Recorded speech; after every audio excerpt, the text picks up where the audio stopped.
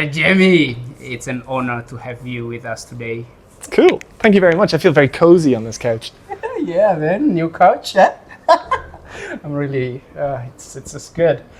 Yeah, I've what the things that I really love about you, Brother Jamie, is that the work that you do out there and helping many entrepreneurs in terms of their personal and professional performance and life.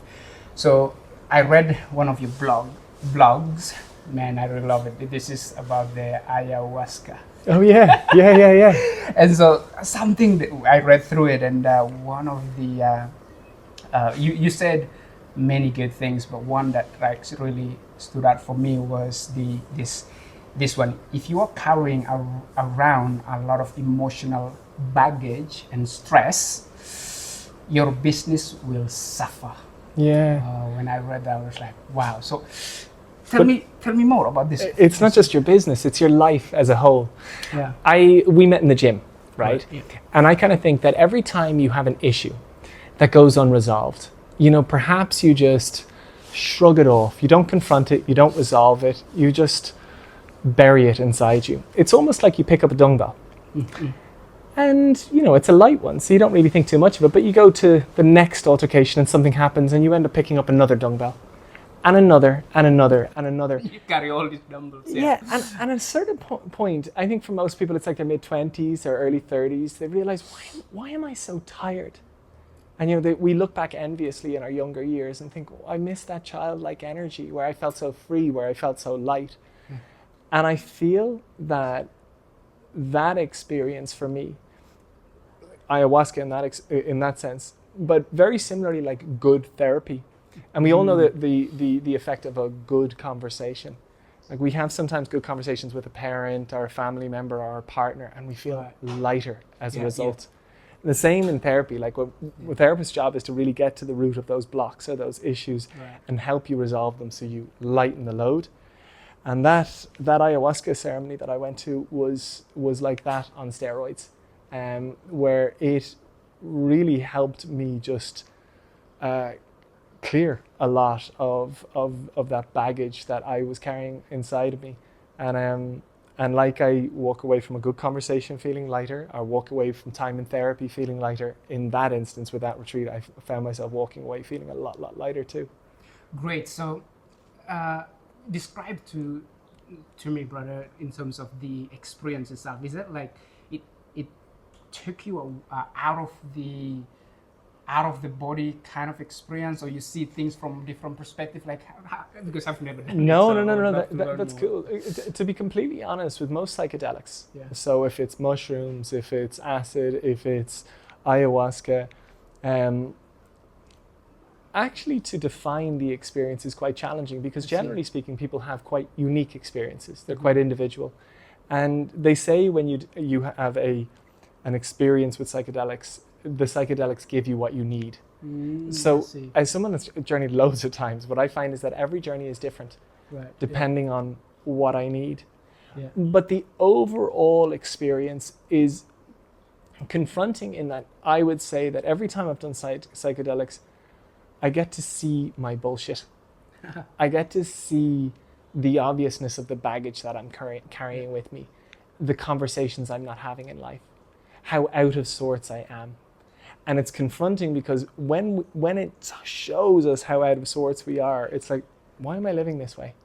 That provokes an enormous amount of shift or change, generally speaking, coming back to yourself. Right, yeah. So that's the overall experience. But to be completely honest, people have so many different experiences. So I've had some where I've actually just felt like I'm vomiting. Where I have been vomiting. Yeah. And as I'm vomiting, I'm almost getting this mental picture of, Jamie, stop eating this crap in your diet. Stop carrying your stress with you. So that's called like a purge. And there's other moments where I kind of talked about, you get to see, or you can experience perhaps seeing your life from a different angle. And that different perspective helps you see things differently and perhaps click things into place in the way in which you couldn't before. And other times we have these almost like coming to God moments where you might sit down, where you might find yourself met by some sort of an entity who is there to share a message with you, generally very guiding for where you're at. Interesting. Yeah. And other times, honestly, I've just laughed. I've found humor in everything, and it's helped me just relax down a bit and de-stress. And in other times, sometimes in connection with a partner or something, it's woken up an enormous sense of romance and connection and excitement.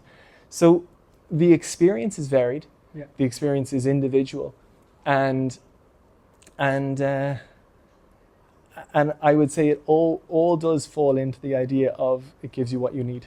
Amazing. So you also mentioned that you help to facilitate now, right? In ayahuasca, yeah?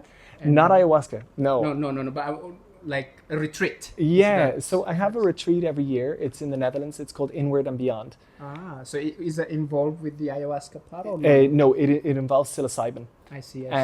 Which, if I'm honest, psilocybin is a kind of a, let's say, a psychedelic that I've worked with for the longest amount of time. I have the most experience with it, and it's brought me the most impact. It's also legal in the Netherlands. So for me, like, I wanted to do something that is completely above board, but also very true to myself. Psilocybin, I found, gave me the greatest breakthroughs, and I wanted to share that with those that are interested in me. And so and they can working just with me. reach out on if they're interested, like on Instagram. Hey, Yeah. We go in June, and June? there's another one in August next year. And I'm a big believer that, like, it's quality over quantity. So it's a very kind of premium retreat. I see.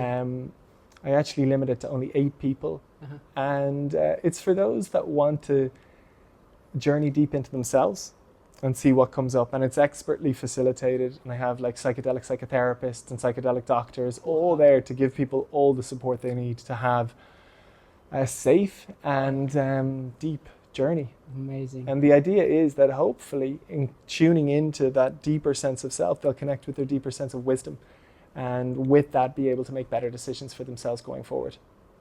On that, I would love to piggyback on that, what you said about, carrying yourself forward. You also talk about the emotional intelligence, and I read also your blogs, and you talk about the importance of having, as an entrepreneur, even just as a leader, it's so imperative to have the emotional intelligence. Can you talk a little bit about more about the emotional intelligence?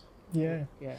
Well, I kind of find, for me anyway, what I find is that I think I'm one person, right? Okay. And I think I make decisions from a consistent state of being. Mm-hmm. But when I actually delve a little bit deeper into myself, I recognize that, wait a second, I make different decisions when I'm happy versus when I'm sad. When I'm happy, I'm more optimistic. When I'm sad, I'm more pessimistic or conservative, right?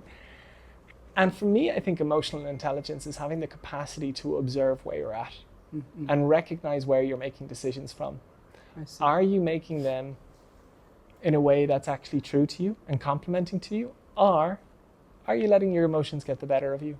I see. Are you acting from a place of fear or anger or rage? So the more emotionally intellectual we are, the more aware of our emotions we are, the more aware of how impacting our emotions are, and the greater capacity we have to bring balance to that and make decisions from a balanced, complementing state, true to ourselves, not hijacked by whatever emotions we might be going through. Yeah. Does that make sense? It makes sense. And also you talk about the foundation is self-awareness, right? So self-awareness.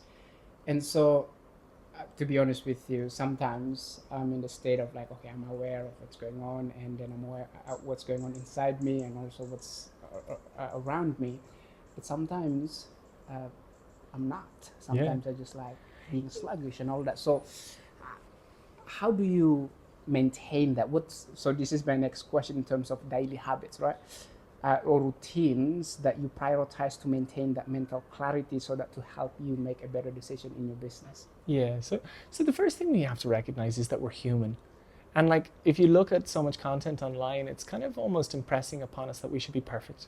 That we shouldn't be human, we should almost be machine-like. And so the first thing is just recognizing that you have some good days sometimes, and you have some bad times otherwise. And sometimes we're really self-aware, like you spoke about, and other times we're not. It's okay. I think the really important thing is that, like, you're just trying to do better with yourself. And why would you want to do that? Because the better you are in terms of working with yourself, the more you can enjoy yourself and the more you can enjoy life. So when it comes to, like, let's say, regulating your emotions and setting yourself up right for the day ahead, one of the kind of the practices I have is that as soon as I wake up, and I don't mean like wake up and get out of bed, I mean like that moment where you wake up, where your eyes are still closed, but you've become aware. It's in that moment that I sit up into meditation. And people have all sorts of ideas of what meditation is. For me, I just sit up. I sit with myself and I notice the thoughts that come up. Okay. And I tune into myself. I like ask myself, Jamie, how are you feeling today? And what I find is I take about 10 to 15 minutes at the start of the day to do this, to breathe, to remind myself of how much I love myself, to remind myself of, like, okay, Jamie, remember to stay balanced, to stay grounded. And what I find is that for however I wake up, that small exercise of just giving myself a few minutes at the start of the day to tune into where I'm at helps me in my day ahead. It helps me be a little bit more proactive. I kind of, in that stillness, think, how do I want to conduct my day forward from here? How do I want to meet my day? And what I notice then is that I'm much, much calmer. Although something might come my way, like a friend might say, Jamie, I need you, and throw me out of sorts. And what I notice is that if at the start of the day, I've tuned into feeling calm, and I've almost put a reminder of what that feels like, when I meet a friend and he pulls me out of sorts, I can notice myself getting pulled out of sorts. And if I just give myself a minute in that moment to have a little bit of stillness, take a breath, I come back to my grounded self. And it's so simple. So much, so much of this stuff is really, really simple. But that simple act of reminding yourself what it's like to feel calm, and then noticing whenever you're pulled out of sorts and bringing yourself back to the calm. Not making decisions when you're out of sorts, but making decisions from when you're calm. That's like a very powerful practice, and it's really simple. Powerful. I really love this book called The Power of Now by Eckhart Tolle. And in that book, he talked about asking yourself the question, am I at ease at this moment? Yeah. And when you shared about, you just sit there and then asking yourself the question, you know, what's going on, right? And you go inward. And for me, when I ask myself the question, am I at ease at this moment? And then I can sense that tension, right, in the body. Like, you just like, let go. You don't need to be in that state. So honestly, like what I've found is I've worked with hundreds of therapists at this stage, and I've read so many bloody self-help books, and they actually all share very much the same kind of messaging of, like, tune in to your emotional state of how you're feeling. Don't make decisions when you're out of sorts, and know how to bring yourself back to a calm state, which is generally just relax, breathe, close your eyes, take a minute with yourself, and make your decisions from that calmer state. They will serve you much, much better. And sometimes I found myself in this situation that those things, it didn't work. Literally, like, oh, breathe now, daddy. Or, like, I give you an example. I made a mistaken decision making where obviously maybe that come from a not so calm state, and so this regret because basically I was being scammed from this person. So man, this anger, this frustration is like, I just want to and then this realization, like, okay, daddy, calm, breathe. But it seems like, I don't know, it's just like it didn't work at that moment. So how do you? No, so that's actually a really good example, because so much of, like, emotional regulation is like, learn to breathe, calm yourself. But there's moments where we need to scream, we need to roar, we need to punch something. And in those moments of extreme frustration where something really bad has happened to you, actually, if you were to calm that, you're almost suppressing that energy inside you. Yeah. And if you do that, you won't feel calm. Whereas on the other side, like if you need to find somewhere where you can scream and like roar it out, and if there's even more energy and you need to punch a pillow, whatever it is to actually get that energy, that frustration, that rage out of you is going to allow you move then to that space of calm on the other side. I see. So, like, you know, life can get really bloody challenging, and sometimes we have it builds up a lot of energy that needs to go somewhere. Yeah. And so, yeah, absolutely. If you try and hold Suppress that or in, hold it, it's not good. And so we need to find all sorts of tools. Breathing is like the big tool that people are using to calm themselves down. Yeah. But as I said, sometimes a roar is really good. Sometimes punching a pillow is really good. Like there are so many different things that we can do. But I think it's really important that we just learn to work with ourselves and you know, start enjoying life from a perspective of like, it's not happening to us, it's happening for us. Every little experience is an opportunity to learn to work with yourself that little bit better, to learn to refine so something like that doesn't happen again. And ultimately speaking, as a result, enjoy life all the better. I can really resonate with what you just said. Then someday I was like, oh, I'm Zen. I'm in a Zen state, like so peaceful. But someday you're like, oh my God, I was just messed in terms of like mentally chaos. So my next question: how can you balance between that like high performance with personal well-being or avoiding this burnout? And sometimes I push myself to that point where I just like, oh my God, burnout because of the project. So how do you, because you work with a lot of entrepreneurs, how do you help them to balance that? Honestly, the biggest thing is I think there's a phrase, you can do anything in life, but you can't do everything, right? And so we have to recognize our limits. And generally speaking, when people are experiencing those volatile states where they're going from like, you know, go to complete burnout, they're trying to do too much. I see. And so helping people recognize their priorities in terms of what they really want to do versus kind of do. And if we can help people actually do less, but show up more where it matters most, one, that gives them focus, which allows them actually do much, much better at what matters most. And two, it stops the wastage and allows them get a little bit more time for themselves. So my approach is always to help people prioritize themselves first and foremost. And prioritize themselves as in self-care, rest, relaxation, like fun before work. I think work comes way after that. And my kind of priorities that I always focus on with people are: one, focus on yourself. Two, your partner. Why? Because, well, if you're out of sorts, your partner's not going to like you. So focus on yourself first, then your partner. If you have kids, your kids after that, not before, because fact of the matter is, if you give yourself to your kids, there's nothing left for your partner, and you don't want your kids not to have a parent. So that idea of yourself first, then your partner, then your kid, absolutely key. Those three kind of priorities. Fourth is work.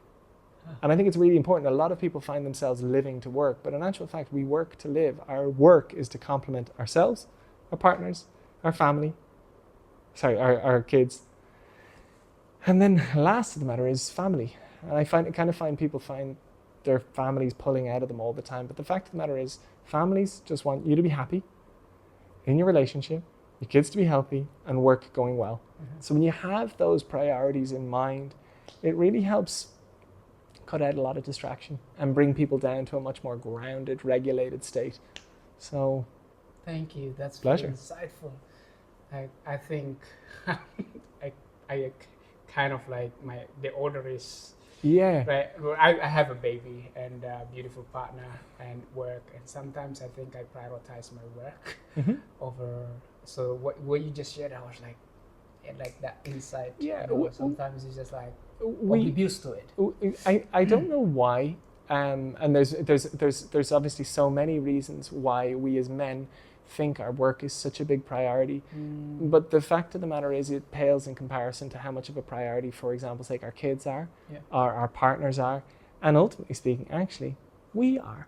But a lot of people compromise their health for their work. They compromise their relationships for their work, For the work, and they yeah. compromise themselves as parents for their work. And in that state where work is essentially owning you, you don't make the right decisions. Work is there to serve you, not the other way around. Not the other way around. Powerful. Thank you. Wow. So, what role does mindfulness play in sustaining long-term success, especially people that are really under stress in terms of maybe they burn out already and then they prioritize work, so they are a lot of under stress, and all these priorities that you just shared, it's like they have it the other way around, basically just work, stress. And how do you help these people? Well, like mindfulness is a big word, Right. but really what it is awareness, consciousness, right? To take time to fully consider things, to live life from a more proactive state rather than a reactive state. So most people kind of get up a little bit late in the morning and they chase their day, and they're always chasing their tail. They're reactive. Whereas the kind of person that wakes up, sits in meditation, thinks about their day ahead, primes themselves for the day ahead, meets the day from a very proactive state. And I would say that's a very mindful approach. Whereas the reactive state is a mindless approach. Make sense? Makes sense. So, like, mindfulness is just the pursuit of awareness and consciousness, and a proactive approach to life. And the opposite, the reactive state, when you see it that clearly, it's like, who wants to spend their day chasing their tail? Who wants to be fumbling all around the place? No one. So no one wants to be mindless. Yeah. We all want to be mindful. Powerful. This word failures, it's inevitable, right? Being an entrepreneur or business owner, to experience, right, some down or failure in their business. Like in my case, I renovated a house and then I put it in the market, and then 5,000 people look at it and one person actually interested in it. You know what I mean? Wow. Like, what? And then so things like that is like, and then you've already invested a lot into it, and so you experience this, right? It's the journey. So my question is, how do you recommend like leaders to adapt their mindset to stay resilient through being experience failures in their business or in their life? Yeah. So, like, the failures are going to come. The failures are inevitable. The failures are all part and parcel of the journey. So we as humans, we trial, we experiment, we see what works, and we see what doesn't. And when we see what doesn't, failure, we learn, we refine, we go at it again. And generally speaking, with the learnings that we've taken from the failure, we progress and grow and move forward. So I think it's really important that, one, we take the stigma or negative stigma away from failure. It's a part of the parcel. It's a part of the journey. It's good. But if we look back at the prior question and we take, like, if somebody's living in a reactive state, they're going to be making a hell of a lot more messes or failures than somebody who's coming at life from a proactive, mindful approach. So really, my encouragement to anybody, if they want to minimize failure, is to slow down, to prioritize themselves first and foremost, to come at life from a proactive approach. And that is going to ensure that they fail a lot less and they have the time to process those failures and learn from them. Whereas if somebody is taking life from a mindless, reactive, go, fast state, they're going to make a lot more mistakes as a given, and they're not going to have the time to process those mistakes and learn from them. And I kind of find that's where somebody just goes around in circles. Yeah, so just stop and slow down. Exactly. It's so important. Just reflect. Yeah. Also, if you just go, you don't have time to reflect and see what mistakes that you've done and how you can, change it. Exactly. That's so true. So I watched a lot of your content and I love it. By the Cool. way, Thank on you. Instagram, I've been following you, and one theme that comes over and over in your content is about authenticity. Yeah. And I love that. It's like, how do you help someone to live from that space? And I think you are the living, breathing example of that.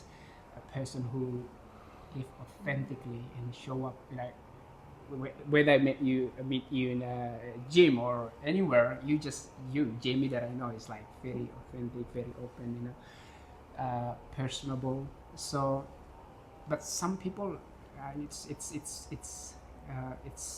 not part of them. It's like they either play a role or have a mask, and sometimes I find myself as well in that. So how do you like help leaders to live more authentically from that space?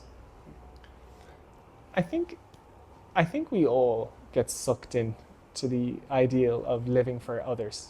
Mm-hmm. And then, like, you know, whether it's our schooling system where we're kind of living as the school wants us to live, or our family setup where we're living as our family wants us to live. And we can do well. You know, society really rewards people doing what society wants of them. So to actually start living authentically is quite a rebellious act. And it's quite hard, it's quite disruptive. It actually, a lot of conflict comes with it. Mm-hmm. So to live more true to yourself is actually a brave, courageous act, I would say. It's not for everybody. But for me, I think the greatest gift we all have is our individuality. And a life, well, for me, like, life is all about living true to yourself. Like, I would think that the greatest thing you can do in life is live true to yourself. Figure out what that is, build the confidence around doing that. So it's just really like, it's a life philosophy for me. It's the highest priority, live true to yourself. But it's also an ever ongoing journey of recognizing, like, who am I versus all the parts that are projected into me. Who am I versus me putting on the performance for society or for parents or for environment. So, like, my approach is generally to help people live more true to themselves. I'm a big believer in journaling, of like every day, check in on how you're feeling, what you're learning, and every day refining just a little bit. I don't think it's something that someone like switches on and they're authentic. I think it's like, it's a hard piece of work. But I am of the belief that it is what life is all about. Finding out who you really are, building the confidence and the trust to follow that and see what comes from it. But that saying that rings true in my head, that like, no one can be a better you than you. So the greatest gift you have is your individuality. Why not pursue that rather than trying to look like a bloody Kardashian or act like some sports star or something that you looked up to? Like, how sad it is to want to be somebody else when the most special thing you have is yourself. Wow. Live true to yourself. Yeah. Live true to yourself. Now, I love what you just said there. But personally, sometimes when I go out into the world, it's like, man, I can sense that I need to act in certain way for my friends, for example, or for my family, or for the people that I admire to accept me. So if I do that, does that mean like I am not authentic? Because I feel like sometimes I need to play role. Yeah. So if you feel like you need to play a role, perhaps you're people pleasing, perhaps you're pleasing others around you. Right. And the really important thing to check in with is, am I serving the people in front of me more than I'm serving myself? Am I fooling the people in front of me, having them think I'm somebody else? Am I robbing myself of a more true connection? Right, yeah. Like, as we trace every experience down to its roots, generally speaking, when we're not being true to ourselves, we're cheating ourselves and we're cheating others around us. It's a funny one. But this isn't a you thing. This is an everyone thing. And this is a problem, like a problem, a societal problem, a global problem. I see. That we as humans, unfortunately, we are influenced most highly by the environment we're in and the people we connect with. So they're all the time averaging us out. I see. And that's why I say it's such a rebellious act to push them away, push the influencing effects of your environment away, and be true to yourself. But it's something that I think it's an ongoing piece of work. Amazing. So I love what you said about you are, or there's a quote actually that says you are the average of the 5 people that you surround yourselves with. To be honest, like this whole podcast thing, Coffee with Leaders, is like there's a selfish intention, one could say. It's for me to surround myself with Great. people like you. It's like men with the like very high caliber. And my intention was as well to ask questions to be able to learn from, and as well, for me, basically learn, and then also if I can share it with my audience, it's great. But you're right. It's like choose your friends wisely.